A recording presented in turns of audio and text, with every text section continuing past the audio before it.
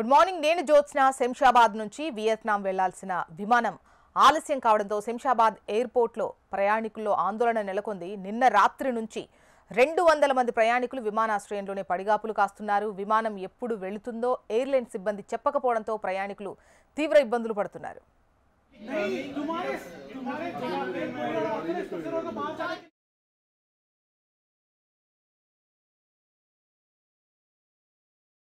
మేమిద్దరం couple almost 2.7 lakhs pay చేసినాం.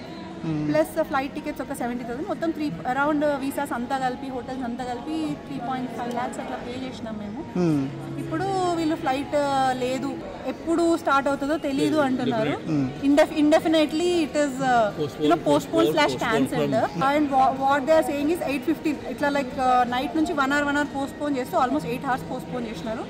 At this point ఇప్పుడు what is your plan B అంటే 2 days తర్వాత ఉన్న ఫ్లైట్కి పంపిస్తాము, అకామిడేషన్ ఇస్తామంటున్నారు. వాళ్ళే అకామిడేషన్ ఇస్తామంటున్నారు, మళ్ళీ వాళ్ళే ఏ హోటల్లో ఇన్ని నెంబర్ ఆఫ్ రూమ్స్ ఖాళీగా లేవు అంటున్నారు. సో అది కూడా వాళ్ళు సరిగ్గా చెప్పడం లేదు. ఇంత పే చేసుకొని మనం లగేజ్ వాళ్ళ దగ్గరే ఉంది, they are holding the luggage. అంతే, వాళ్ళు ఏం చేస్తారో తెలియదు, ఏం చేస్తారో తెలియదు. రైట్, మనం చూస్తున్నాం శంషాబాద్ నుంచి వియత్నాం వెళ్లాల్సినటువంటి విమానం ఆలస్యం కావడంతో శంషాబాద్ ఎయిర్పోర్ట్లో ప్రయాణికుల్లో ఆందోళన నెలకొంది.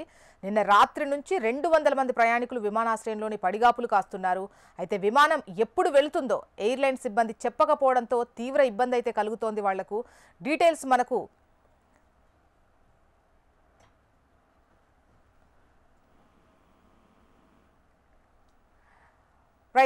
మనకు రమణ అందిస్తారు.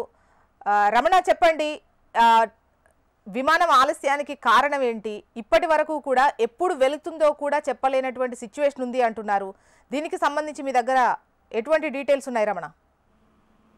అంటే ఒక్క విమానం కాదు, దాదాపు 7 విమానాలకు సంబంధించి ఈ ప్రాబ్లం వచ్చింది. అంటే కొన్ని విమానాలు ఏమో ఆలస్యం అవుతున్నాయి, కొన్ని విమానాలు రద్దు చేశారు. కనీసం ఎలాంటి ఇన్ఫర్మేషన్ లేకుండా అప్పటికప్పుడు రద్దు చేయడం, చాలా సేపుగా అంటే రాత్రి నుంచి కూడా వెయిట్ చేస్తున్న ప్రయాణికులు అయితే తీవ్రమైన అసహనానికి పరిస్థితి. ఇక విమానాశ్రయాలు ఏం కొనుక్కోవాలన్నా అధిక ధరలు ఉన్నాయంటే కూడా వారు వాపోతున్న పరిస్థితి కనిపిస్తుంది. అంటే ఇన్ఫర్మేషన్ ఇవ్వడంలో విమానాశ్రయ సిబ్బంది విఫలమయ్యారనేటువంటి ఆరోపణ అయితే ప్రధానంగా వారు చేస్తున్నారు. ఇప్పుడు మనకు అంతున్న సమాచారం మేరకైతే ఏదైతే హైదరాబాద్ టు ఢిల్లీకి వెళ్లాల్సిన ఇండిగో విమానంతో పాటు ముంబై వెళ్లాల్సిన మరొక ఇండిగో విమానం, ఆ తర్వాత హైదరాబాద్ నుంచి శివమొగ్గ వెళ్లాల్సినటువంటి విమానం కౌలలో సంబంధించి అయితే రాత్రి నుంచి ప్రయాణికులు అక్కడ పడిగాపులు కాస్తున్నారు.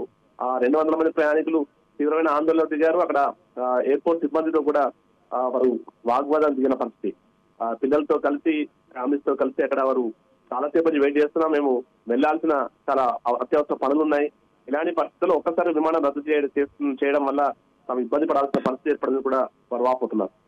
కనీసం ఇన్ఫర్మేషన్, ముందస్తు సమాచారం లేకపోవడంపై వారు ఆగ్రహం వ్యక్తం చేస్తున్నారు.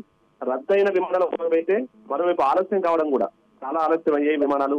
అంటే కారణాలు చాలా ఉంటాయి, సాంకేతిక సమస్యలు కావచ్చు, లేదంటే పొగమంచు లాంటి కారణాల వల్ల కూడా ఈ ప్రాబ్లం వచ్చింది కావచ్చు. కానీ సమాచారం ఇవ్వడంలో కొంత విఫలమయ్యారంటే ఆరోపణ అయితే ప్రయాణికులు చేస్తున్నారు.